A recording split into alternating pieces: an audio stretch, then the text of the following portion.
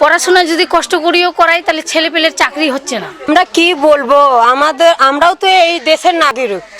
আমরা যেই কষ্টে আছি সেই কষ্টের দুঃখর কথা আর বলাই যায় না। বেতন তো নাই এবং এটাতে চলা বর্তমানে খুবই মুশকিল। সবার জন্য যদি আপনার হোটেলে যদি ঢুকতে পারে, সুইপাররা কেন ঢুকতে পারবে না? পরিবর্তন হয়েছে সমাজ, পরিবর্তন হয়েছে গোটা দেশ। শুধু পরিবর্তন হয়নি রংপুরে বসবাসরত হরিজন সম্প্রদায়ের, যাদের শ্রম ঘামে প্রতিদিন নিশ্চিত হচ্ছে নগরীর পরিচ্ছন্নতা। তাদের দাবি বিভিন্নভাবে বঞ্চিত হচ্ছেন তারা। তবে সিটি মেয়র বলছেন দ্রুত সমস্যা নিরসনে কাজ করে যাচ্ছে সিটি কর্পোরেশন। রংপুর থেকে মাহফুজ আলম প্রিন্সের প্রতিবেদনে থাকছে বিস্তারিত। রংপুর নগরীর সদর হাসপাতাল কলোনি সহ নগরীর 5টি কলোনিতে হরিজনদের প্রায় 25,000-এরও বেশি মানুষের বাস। কয়েক প্রজন্ম ধরে এসব পরিবার নগরীর পয় নিষ্কাশন ব্যবস্থাপনা ও পরিষ্কার পরিচ্ছন্নতার কাজ করে আসছেন। আর এসব পরিবারের কারো কারো সিটি কর্পোরেশন সহ অফিস আদালতে পরিচ্ছন্নতা কর্মীর চাকরি থাকলেও বেশিরভাগই করেন দিন হাজিরার কাজ।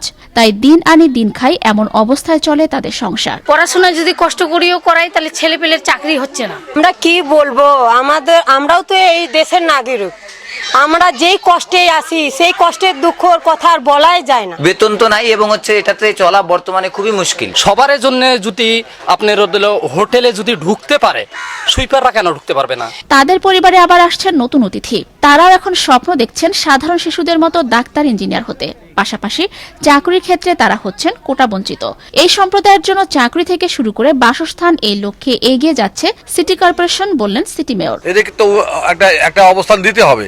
এর জন্য একটা হাই রাইজ বিল্ডিং এর প্রপোজাল আমরা দিয়েছি, যে আমাদের এখানে যারা হরিজন সম্প্রদায়ের মানুষ আছে তাদেরকে যেন এখানে আমরা প্রোভাইড করতে পারি।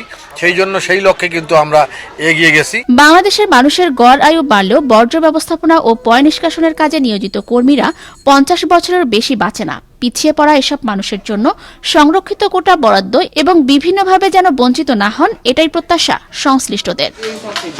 নয়নমণি, আনন্দ টিভি, ন্যাশনাল ডেস্ক।